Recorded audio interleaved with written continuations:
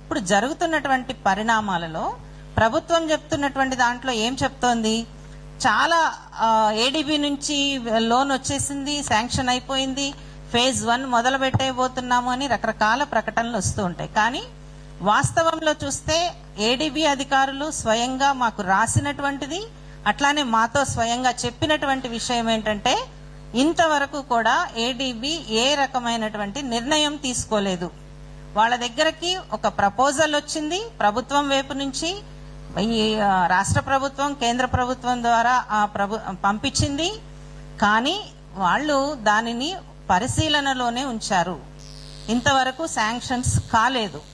కానీ అది జరగకుండా, అంటే ఒక డిపిఆర్ లేదు, ఇవి లేకుండానే రకరకాల, అంటే ముక్కలు ముక్కలుగా ప్రాజెక్టును చూపించటం, అంటే ఒక పెద్ద ప్రాజెక్ట్ని, ఒకే రకమైనటువంటి ప్రాజెక్ట్ని ఫేజ్ వైజ్ లేకపోతే ముక్కలు ముక్కలుగా చూపిస్తూ ప్రజలని గందరగోళంలోకి నెడుతున్నారు, రకరకాల అంశాలను తీసుకొస్తున్నారు. ఇవన్నీ మీకు అందరికీ తెలిసినటువంటి విషయమే.